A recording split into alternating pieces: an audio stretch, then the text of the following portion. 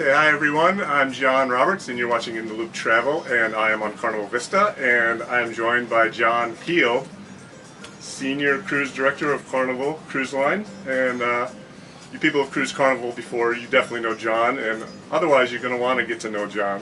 Tell me what the Senior Cruise Director position is. It's old. It's old. They wheel me out on a Zimmer walking frame, and Senior Cruise Director just is I think the fact that I've been with the company nearly 30 years now. I'm very fortunate and honoured and privileged to have been a cruise director for much of that time. I did start in the bar department, but they realised I was the worst bar waiter the company had ever had, so I moved on to cruise director, and now senior cruise director. I get to travel the ships and perform occasionally, and as brand ambassador to do the social media aspects. You're essentially an ambassador for the line. Yeah, that seems to be the job that I am at the moment, and I've just tried to do exactly what I used to do on the ships, on stage with a microphone. Now I do it with a computer keyboard, and just try to be myself and entertain the people. I know you've been with the line for like 30 years now. It'll be 30 years next August. Yeah, so everybody who's seen you on your Facebook page, and go to John Heald's blog also, and creatively named johnhealdsblog.com. Years of thinking between that, and you can find all his musings and everything. Are you really that gregarious a person all the time? I mean, you and crew on the Carnival, the staff and everything, how do people keep that face up from the customer so often? Is that a real thing, or? There's been a lot of changes at Carnival in the 40+ years we've been at sea cruising, but one thing that's never changed has been the crew. And one of the most common questions I get asked all the time is, what's, in your opinion, the best thing about cruising? And there are many different answers, but always in the top two for me is the crew, because it's the crew, the Carnival crew, that can make a good cruise an absolutely brilliant cruise.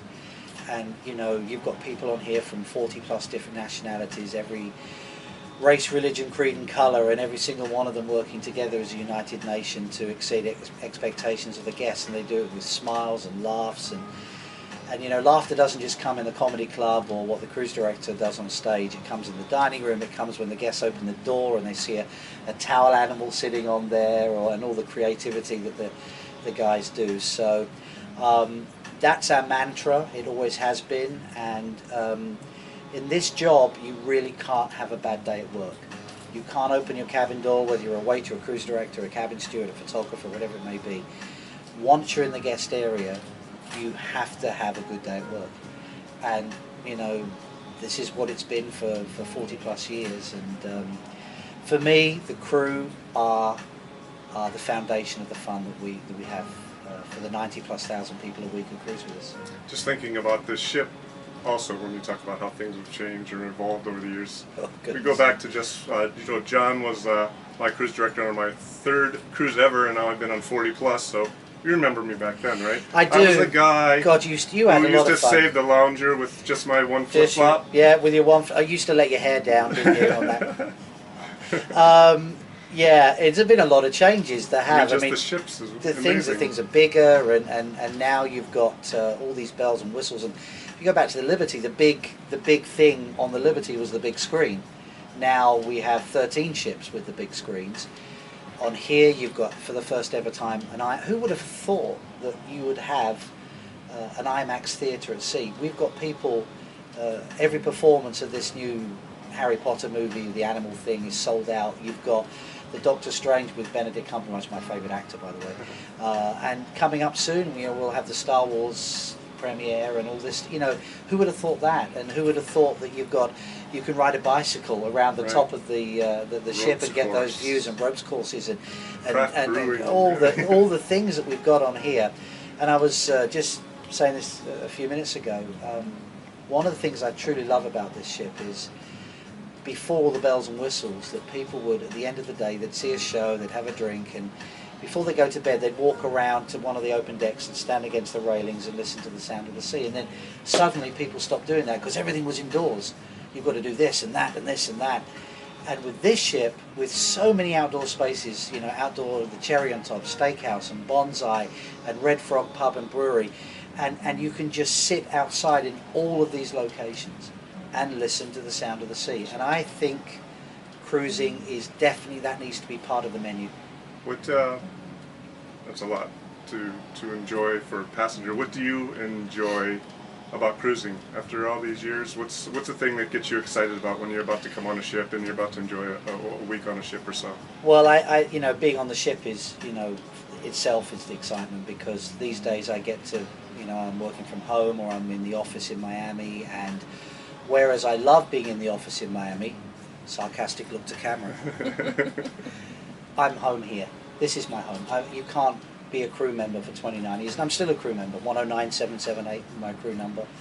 And being with the crew, you know, I see so many of the guys and girls that I grew up with. You know, senior head waiter today just came to show me a picture of his third child, and I hadn't seen him since the Carnival Liberty, actually, when we brought that ship out in 2006. So it excites me to be amongst the crew, and I know I keep going back to the crew, but for me, to be back with the people I grew up with is what it's all about.